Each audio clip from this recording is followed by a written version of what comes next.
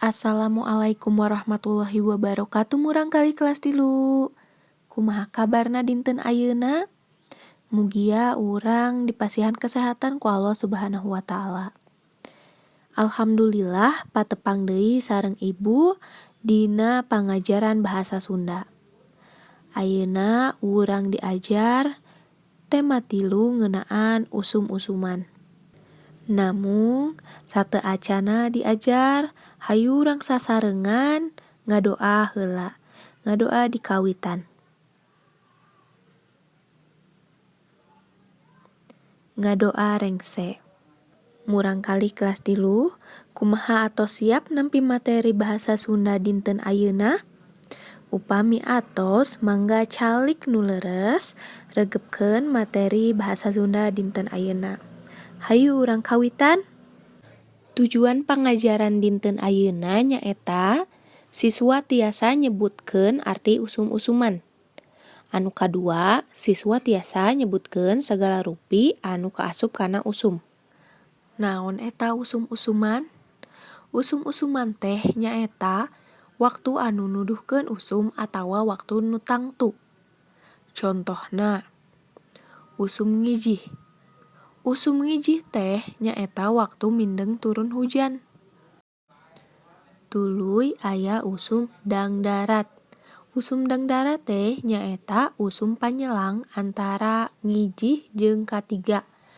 Usum katiga teh nyaeta usum halodo atawa usum henteu hujan.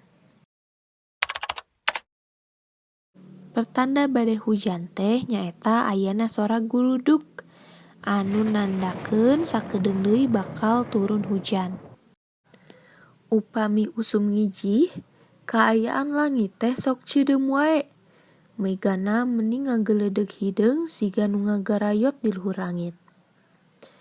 Saban poe sok aya wae hujan. Sakapeung mah hujanna teh sok ti isuk keneh. Upami usum ngijih mah biasana teh popoean tara gararing. Kusabab teu aya panon poe anu nyorot eta popoean. Usum ngijih mah biasana teh sok nyebabkeun banjir.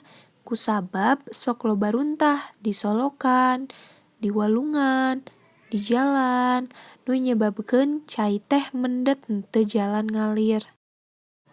Tuluy biasana upami hujan atos rengse, sok aya katumbiri di langit teh. Upami usum halodo mah panon poe teh meuni mentrang caangna. Tuluy hawa usum halodo mah meuni panas.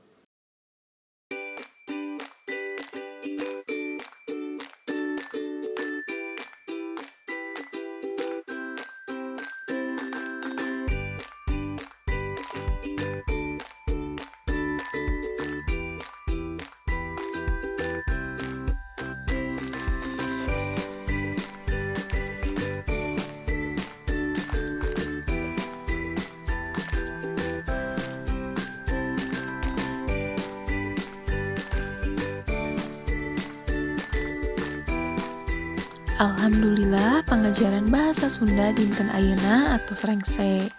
Hatur nuhun ka murang kali kelas 3 atos ngaregepkeun materi bahasa Sunda dinten ayeuna.